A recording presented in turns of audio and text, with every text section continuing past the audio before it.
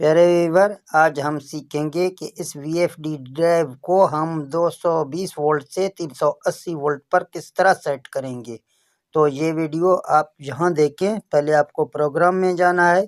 आपके सामने जो कुछ भी आ जाएगा, आपको यहाँ ई पे जाना है, पीई में डेटा एंटर करना है, फिर दोबारा डेटा एंटर करना है, जहाँ इसका कोड आपको पुट करना है। तो मैं जहाँ इसका कोड लगा देता हूँ। इसके बाद आगे आपको समझाऊंगा कि किस तरह हम इस ड्राइव को 220 वोल्ट से 380 वोल्ट पर सेट करेंगे। तो यहाँ इसका कोड मैंने लगा दिया, ये PE01 में दाखिल हो गए हैं।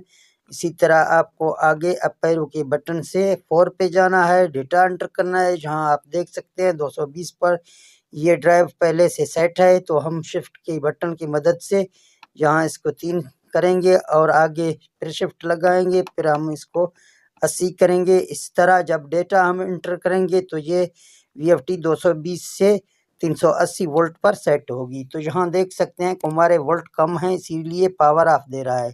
तो दोस्तों, कैसा लगा ये वीडियो? अच्छा लगा तो इस वीडियो को अपने दोस्तों के साथ शेयर करना। मिलते हैं नेक्स्ट वीडियो में। ओके, अल्लाह हाफिज़।